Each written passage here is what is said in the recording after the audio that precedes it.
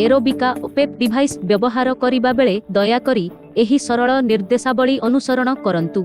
जांच करंतु जे आपणंकर प्रतिरोध सूच आपणंक स्वास्थ्य जत्न वृत्तिधारींक द्वारा सेट करा जायछि। आपणंक पाटिरे माउथपीस को रखंतु, ओठ को दृढ़ भाबरे बंद करी जाड़ी रखंतु।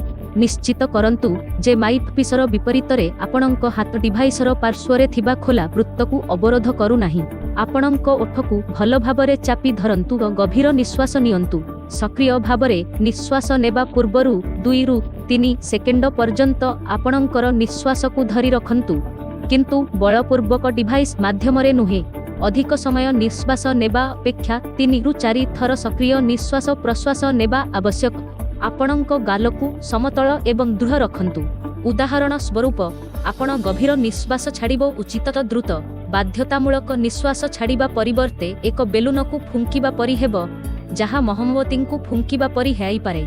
10 रु 20 निश्वास छाड़िबा पाई गभीर निश्वास एवं दीर्घ निश्वास नेबा जारी रखंतु, किंबा आपणंकर स्वास्थ्य सेवा प्रदातांक निर्देश अनुजाई एहा परे आपण आपणंकर वायुपथ को सफा करिबा पाई 2 रु 3 हफ कफ करि पारिबे।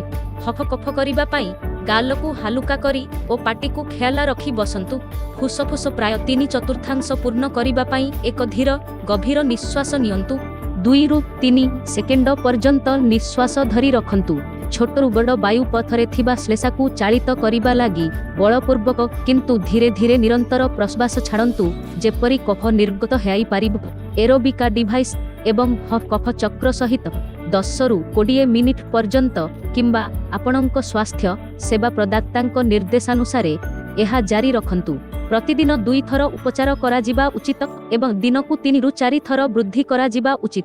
जदि आपणंक ठारे अधिक श्लेषा सृष्टि हेउथाए तेबे एरोबिका उपकरण व्यवहार बंद करंतु एवं आपणंकर स्वास्थ्य सेवा प्रदातांक सहित जोगाजोग करंतु।